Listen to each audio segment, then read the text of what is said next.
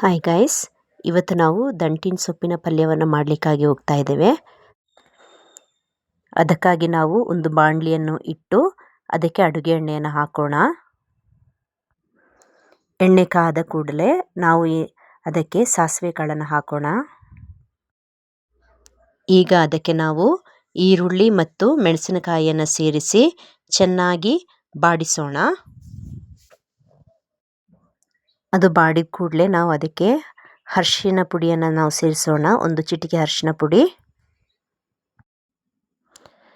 ಈಗ ನಾವು ಚೆನ್ನಾಗಿ ಬಾಡಿಸ್ಕೊಳ್ಳೋಣ. ಈಗ ನಾವು ಅದಕ್ಕೆ ತೆಂಗಿನ ತುರಿಯನ್ನು ಸೇರಿಸಿ ಚೆನ್ನಾಗಿ ಫ್ರೈ ಮಾಡ್ಕೊಳ್ಳೋಣ. ಈಗ ನೋಡಿ, ತೆಂಗಿನಕಾಯಿ ಚೆನ್ನಾಗಿ ಫ್ರೈ ಆಗಿದೆ.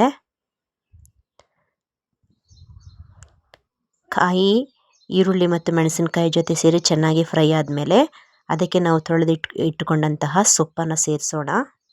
ಮೊದಲು ಸ್ವಲ್ಪ ಸೊಪ್ಪನ್ನು ಸೇರಿಸಿ ಚೆನ್ನಾಗಿ ಮಿಕ್ಸ್ ಮಾಡಿದ ಮೇಲೆ ಉಳಿದಿರುವಂಥ ಸೊಪ್ಪುಗಳನ್ನು ನಾವು ಅದಕ್ಕೆ ಸೇರಿಸೋಣ. ನಂತರ ರುಚಿಗೆ ಬೇಕಾದಷ್ಟು ಉಪ್ಪನ್ನು ನಾವು ಸೇರಿಸೋಣ.